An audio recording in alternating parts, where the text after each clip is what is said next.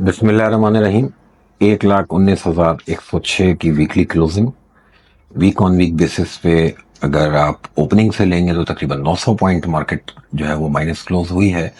और अगर पिछले वीक की क्लोजिंग से अगर आप लेते हैं तो तकरीबन 550 पॉइंट मार्केट माइनस क्लोजिंग हुई। असल में इस पूरे वीक में भी जो चीज़ देखी गई कि बीच में एक जो है वो एक और फंडामेंटल न्यूज़ थी आर्मी चीफ साहब की, और उसने बीच में मार्केट को ट्रिगर किया और बाजार ने डबल टॉप फॉर्मेशन क्रिएट की। अच्छा, ये अच्छा साइन नहीं है। अगर आप लैंग्वेज में देखें तो ये डबल टॉप फॉर्मेशन जो है कभी भी अच्छा साइन नहीं होता। ये नहीं होना चाहिए था कि बाजार ने 1,20,699 का हाई बनाया, जबकि ऑल टाइम हाई जो है वो 1,20,798 का है। तकरीबन 100 पॉइंट के डिफरेंस से मार्केट वापस नीचे आई है। लेकिन फिलहाल जिस तरह का न्यूज़ फ्लो है ओवरऑल, जो जो टाइम चल रहा है कि अब बजट करीब है, आईएमएफ से आपकी जो है डिस्कशन चल रही है, तो उसी हिसाब से देखिए मार्केट में इस तरह का बिहेवियर बिल्कुल एक्सपेक्ट करना चाहिए कि बाजार जो है वो जिगजैग ज़्यादा करेगा। कोई भी खबर जो है मार्केट को ऊपर ले जाएगी और किसी भी खबर पे बाजार जो है वो आपको खराबी दिखा सकता है। जब तक market month on month basis पे 1,16,000 के ऊपर है, बाजार सेफ जोन में है और यहाँ तक का बाजार के अंदर एक रूम बन सकता है। वीकली बेसिस पे भी अगर आप चार्ट्स को देखेंगे तो ये चीज़ चार्ट्स पे बहुत क्लियर है कि इस वक्त वीक ऑन वीक बेसिस पे भी मार्केट अपनी फॉर्मेशंस ठीक करने की पोजीशन में है। अब उसमें देखिए डिपेंड करता है कि कल रात को अचानक न्यूज़ आई कि बजट को डिले किया गया। वो उसका रीज़न यही है कि आईएमएफ के साथ जो अभी बात चल रही है वो अभी इनकम्प्लीट है। कुछ चीज़ों पे जो है अभी आपस में जो है वो नेगोशिएट किया जाएगा, जिसमें सर्कुलर डेट आज सुबह से कुछ खबरें चल रही हैं, सर्कुलर डेट से रिलेटेड कुछ खबरें हैं। अब देखिए ये बजट जब कभी भी बजट करीब हो और आप आईएमएफ प्लान में हो तो इसी तरह का जो है ना न्यूज़ फ्लो जो है वो मार्केट को अप एंड डाउन दिखा सकता है। अब सर्कुलर डेट से रिलेटेड जो खबर अभी मैंने थोड़ी देर पहले ही पढ़ी, एक न्यूज़पेपर में लगी हुई है कि आईएमएफ ने हमको कहा है कि आप जो है वो एसओईस के नॉर्मल से ज़्यादा डिविडेंड पे करके आप जो है वो उसके सर्कुलर डेट को रिजॉल्व कर रहे हैं, तकरीबन 1 ट्रिलियन रुपीस को, ना कि आप और किसी जो है वो तरीका आजमाएं सर्कुलर डेट को क्लियर करने का। अच्छा, ये बात ये है कि ये जो जो जिस फॉर्मूले पे अब आईएमएफ ने बात की है, ये आज से 3 साल पहले से हम सुन रहे हैं कि पहले भी ये डिस्कशन हो चुकी कि ज़्यादा डिविडेंड दे के जिन कंपनीज के पास कैश फ्लो है उनके बड़े डिविडेंड्स दे के और उन डिविडेंड्स को जो है सर्कुलर डेट की मद में वापस से पे ऑफ किया जाए, क्योंकि मेजॉरिटी शेयर होल्डिंग जो है गवर्नमेंट ऑफ पाकिस्तान की होती है तो बड़ा डिविडेंड उन्हीं के पास जाएगा। इसी तरह से पीएसओ को अभी सुन रहे हैं कि पीएसओ की जो सर्कुलर डेट का जो मसला है उसको भी आईएमएफ ने थोड़ा सा पीछे किया है। तो देखें इस तरह का न्यूज़ फ्लो किसी भी शेयर प्राइस में अप एंड डाउन करेगा और काफ़ी बड़ी अप एंड डाउन हमें देखने को मिल सकती है इन दिनों में। हम अब 10 तारीख तक का समझ लें कि अब इंतज़ार करना पड़ेगा चीज़ों को क्लियर होने का। अभी बीच में एक मंथ एंड आएगा और आज जैसे 24 तारीख है तो अब नेक्स्ट वीक में मंथ एंड की वीडियो मैं बनाऊंगा तो उसमें फिर ओवरऑल हम रिव्यू कर लेंगे। लेकिन जब तक ये बजट का मामला अभी इंटैक्ट है तब तक आप समझ लें कि कोई भी चीज़ मार्केट में जो है वो आपको काफ़ी बड़ी अप एंड डाउन की तरफ ले जा सकती है। तो ऐसे में अपनी रिस्क मैनेजमेंट पे तवज्जो दें।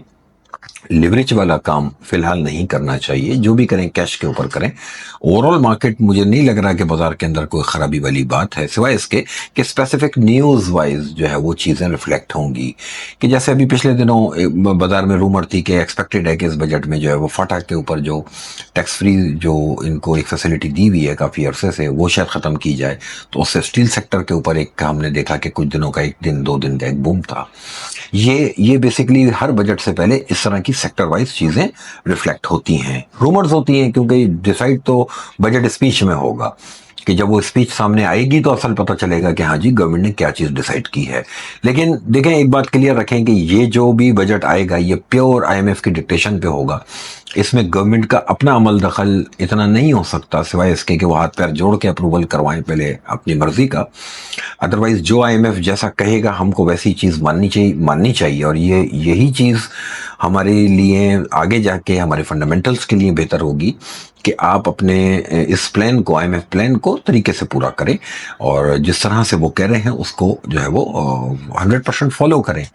इस ही से देखें, आज अगर थोड़ी सी मैक्रो स्टेबिलिटी अगर आप देख रहे हैं तो वो बेसिकली आईएमएफ प्लान का ही जो है वो वजह से आपको आज ये स्टेबिलिटी देखने को मिल रही है, क्योंकि ये एक अच्छे मैनेजर्स हैं, इनका अपना सियासी कोई मफाद नहीं है। हम सियासतदान जब कोई बजट बनाने बैठता है तो वो अपना सियासी मफाद भी साथ साथ देख रहा होता है।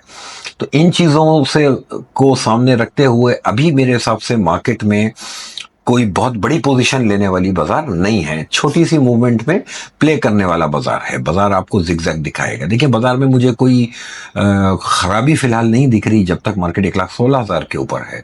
तो जब भी डिप आए 1,16,000 के करीब करीब बाजार जितना मिल सकता है, 19,000 और 16,000 में 3,000 पॉइंट का फर्क भी है, तो इस 3,000 पॉइंट के फर्क को जहन में रख के शॉर्ट टर्म ट्रेड कर लें, ठीक है। और इसी तरह से कोई बड़ा डिसीजन और कोई ऐसा डिसीजन जो आज कहा जाए कि आज की तारीख में 6 महीने का प्लान, तो वो कुछ दिनों के लिए अभी रोकना चाहिए ताकि एक दफ़ा बजट स्पीच सामने आ जाए, आईएमएफ के साथ तमाम मामला जो है वो डिस्कस होने के बाद जब आपको अनाउंस कर दिया जाएगा तो वो समझ लें हमारे पास एक डॉक्यूमेंट होगा कि ये जो भी डॉक्यूमेंट है ये आईएमएफ से अप्रूव्ड है। और आईएमएफ से अप्रूवल के बाद जो चीज़ सेक्टर वाइज सामने आएगी उसी तरह से हम जो है वो मार्केट के अंदर अपने पोर्टफोलियो को डिज़ाइन कर सकेंगे, उन सेक्टर्स में जा सकेंगे जिनमें पॉजिटिव कोई खबर होगी, उन सेक्टर से निकलना होगा जिन सेक्टर्स के लिए कोई चीज़ नेगेटिव होगी। ये हर साल होता है, क्योंकि देखिए एक बजट जो है वो आने वाले एक साल को जो है वो पूरा प्लान करके देता है आपको। और पाकिस्तान के लिए अब ज़्यादा इम्पोर्टेंट इसलिए है कि आपने जो बहुत बड़े मसाइल थे, आपकी इन्फ्लेशन का, आपके इंटरेस्ट रेट का, वो अल्लाह का शुक्र है कि हमने कंट्रोल किया। और अब आप गवर्नमेंट लेवल पे हम सुनते हैं कि कोशिश की जा रही है कि थोड़ा सा ग्रोथ को पुश किया जाए ताकि एम्प्लॉयमेंट हो, ताकि जो बिजनेस साइकिल चल सके। लेकिन हमें ये जहन में रखना है कि ये तमाम चीज़ें आईएमएफ के अप्रूवल से होंगी तो ही आगे बढ़ेंगी। हमें अपने पावर सेक्टर के सर्कुलर डेट को भी देखना होगा, हमें अपने पेट्रोलियम सेक्टर के सर्कुलर डेट को भी देखना होगा। लेकिन ये तमाम चीज़ें, अब वो दौर चला गया कि जब सियासी पार्टियां डिसाइड करती थी, क्योंकि आज मुल्क इस नहज पे आता ही नहीं अगर सियासी पार्टियां अच्छे डिसीजन लेने के काबिल होती।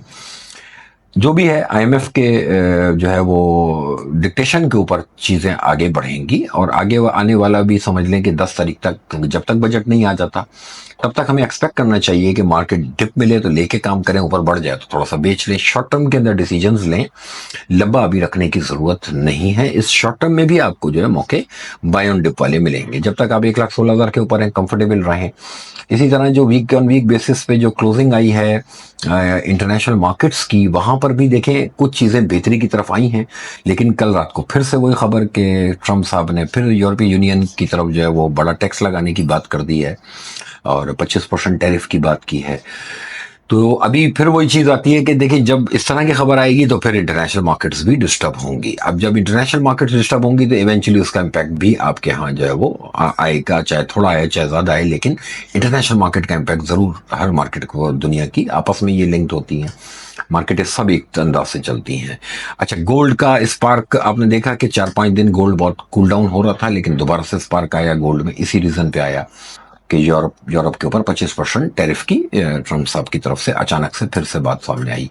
ऑयल की जो वीकली क्लोजिंग है, देखें ऑयल जिस तरह से मैं देख रहा हूँ फिलहाल, मुझे लग रहा है कि ऑयल अभी अपसाइड थोड़ी सी बनाएगा। ऑयल में अभी $3-4 $5 की अपसाइड बन सकती है। और अगर ऑयल $60 के नीचे ट्रेड हो, यानी अब आप समझ लें कि ऑयल को $60 आप पिवट रख लें, 60 के ऊपर है तो आप 65 66 ये एक्सपेक्ट करें कि यहाँ तक ऑयल आ सकता है। और 60 के नीचे है तो अब मुझे लगता है कि 60 के नीचे जब ऑयल जाएगा तो $55 का जो एक सपोर्ट लेवल है वो ब्रेक कर सकता है, क्योंकि तीसरा अटेम्प्ट होगा। लेकिन उससे पहले इस वक्त अगर आप मुझसे पूछें तो मुझे ऐसा लग रहा है कि ऑयल में एक अपवर्ड मूवमेंट एक्सपेक्ट करनी चाहिए।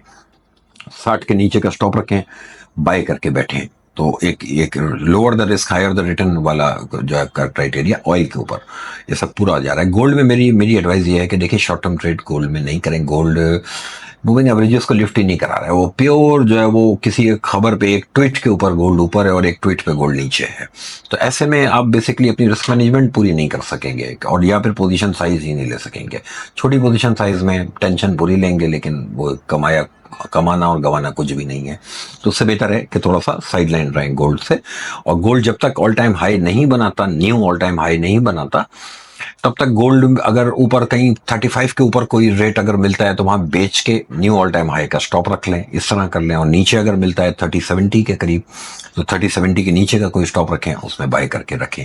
तो ये दो रुख आपको गोल्ड में ट्रेड करने को मिलेंगे। ऑयल के मैंने आपको बता दिया $60 का पिवट है, इसके नीचे बेरिश हो जाए, इसके ऊपर वक्ती तौर पर बुलिश रहें, $65-66 तक एटलीस्ट आपको अपवर्ड मूवमेंट मिलेगी। बाकी हमारी मार्केट में जैसे जैसे न्यूज़ फ्लो आता जाएगा, मंथ एंड पे वीडियो बना के उसमें शेयर करेंगे। लेकिन असल में देखें, वीडियो मैं अब इस वीडियो के बाद शायद मैं वीडियो बनाऊंगा बजट के बाद। बीच में कोई मार्केट इन्फॉर्मेशन और जनरल नॉलेज के लिए कोई मार्केट की अगर कोई वीडियो हुई तो मैं ज़रूर शेयर करूंगा। लेकिन अभी फ़िलहाल मेरे हिसाब से कुछ भी बोलना बेकार है।